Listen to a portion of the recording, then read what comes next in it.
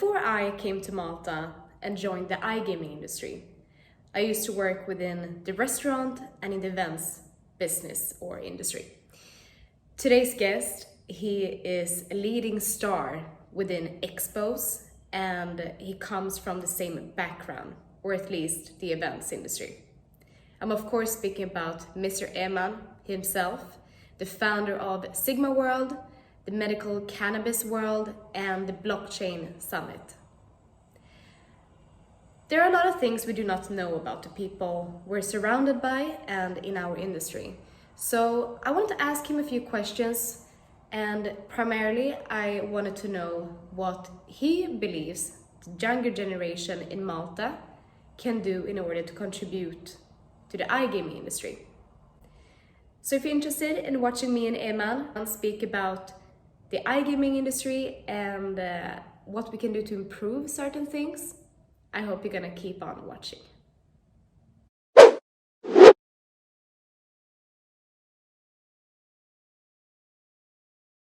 I've seen several of your interviews. They cross my Facebook wall.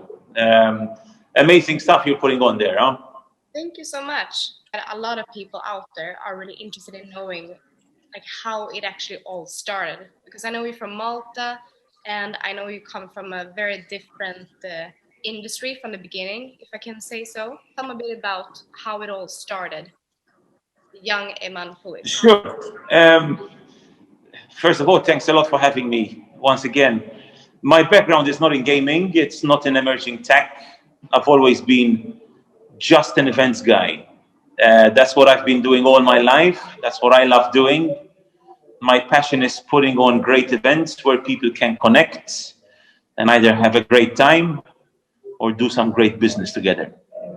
I've been doing parties since the very beginning, since 2003. But later on in life, I realized that the only people that were spending some money at my parties were the gaming crowd. So I said, why the hell am I wasting so much time doing events for everyone when I should be focusing on the crowd that's really spending a few bucks with me? And quite frankly, out of this thought came the summit of iGaming in Malta. Gaming had just started in Malta. The regulator started in 2004. I started my parties in 2003. But then around 2011, 12, the idea of setting up an expo rather than keep wasting time throwing parties started brewing in my mind. And I stuck to that idea. I kept brainstorming and thinking of how to pull it off, and no clue, honestly. And I remember I needed to learn what the hell the industry was about. No, I couldn't tell between an affiliate and an operator or a supplier. So I used to speak to the CEO of Betson, pitching SiGMA the same way I was pitching to an affiliate. I got it all wrong at the beginning. But then I started going to other shows to learn more about what goes on in this industry. The learning curve was steep, but within 6 months, I could figure out what was going on. And I'll tell you what, very interestingly, I realized quickly that the way the gaming industry works is very much the way the events industry works. And I can give you an example, right? So if you go to Jampula, you know Jampula, you're based in Malta, right? You've been to Jampula. I've been to Jampula, yes. Yeah, so let's use Jampula as a case study. And this is how I pictured it in my mind, right? How everything started making sense. Jampula is the operator, right? And Jampula relies on promoters like me to bring people to the club because he can't be bothered doing all the promotion himself.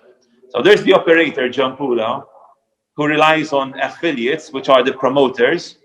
But Jampula doesn't produce his own Heineken. Jampula doesn't produce his own lights and sound. He relies on suppliers to do that. And the gaming industry works exactly the same. You have the operator who relies on affiliates and who relies on suppliers to produce the slot games, the live gaming, the odds. And it was the eureka moment for me to understand how I need to pitch SiGMA to each and everyone out there. So, the beautiful island of Malta, being put on the map now for almost 2 decades with all the iGaming shows and iGaming in general. What would you say is the biggest comparison and struggles with Malta to other bigger countries in terms of, logistics and stuff? So many pluses to Malta, and I wouldn't say too many disadvantages, right? Yes, there are some slight disadvantages like road infrastructure. We don't have a world-class venue, but from experience, the delegates that come to Malta seem to accept that as a given. They understand that we do not have the highways necessary to get from one place to another. So they understand they're going to get caught up a bit in traffic during SiGMA. They understand the venue is anything but befitting for the industry, because let's face it, we do such a show inside a tent, and I would love to have a proper venue like the Excel or the Rai Convention Center in Amsterdam. But unfortunately, we don't have that because there isn't such a demand for such a big shows. So yes, there are smaller disadvantages, but I think that none of these have been strong enough to deter people from coming to the show, because the community here is so vibrant. Everyone is eager to do business with each other. You have 10 to 15,000 gaming folks already based in Malta. So I think despite all these little negatives, Malta definitely deserves to have its own spotlight at least once a year. And that's where we come in. But don't get me started on the positives. We do the show in November for a reason. It's already freezing cold in most Northern Europe. And a lot of folks are just topping up their tan still in November. They can have a nice swim, enjoying a beer while closing business deals at SiGMA outside in the terrace. I mean, just the place lends itself for such an expo, I would say. In regards to, you mentioned the traffic. I mean, everyone who lives in Malta knows that the traffic is can be quite challenging. You get stuck in traffic, even though it's such a small island. But what I loved last year, that I actually took the helicopter ride to SiGMA. You took it? Yes, I did. That was badass, right? We will be back. We will be back with that. It's becoming a staple at all our shows. So now SiGMA is in Malta, it's in Manila, it's in Sao Paulo, and also in South Africa. And we're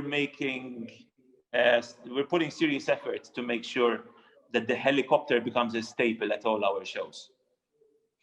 So I'll make sure to do the heli ride in all the countries I visit for the SiGMA shows. Oh yeah, and I don't know if you've been to Manila, but trust me, you haven't seen traffic until you've been to Manila. It's the world's capital for traffic. It's terrible over there. Yeah, I haven't been there yet. And I mean, you're a family father. You have a beautiful daughter, and I know that many people do consider that you have put Malta on the map, as mentioned before in this interview. What would you say to the younger generation? Look, I tell them, if you just put your mind to it, if I could pull it off, work in the gaming industry, doing what I love most, which is events.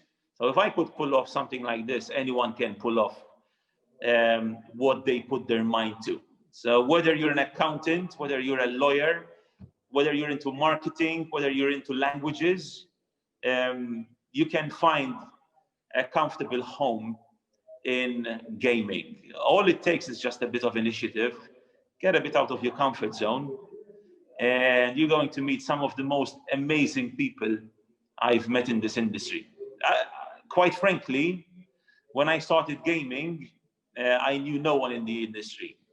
Today, my best friends, my greatest mentors, everyone is coming from gaming. So I've received so much from the industry that I can't explain in words. between work and leisure just become so blurry, because my work colleagues are the ones I enjoy spending my time with the most. So we end up catching up over the weekend. And I see this also with my colleagues, with my employees at SiGMA. They all stick together. They all love each other's company, just because gaming is a great environment, and the friendships that come out of it are real. Yeah.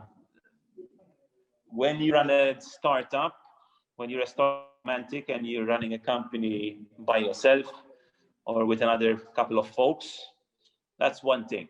When I found that when you exceed 20 employees, you get to a stage where you don't own the business anymore, but the business owns you. If that makes sense. Don't get me wrong, I love what I do, but managing a team of 60 is different from managing a couple of colleagues.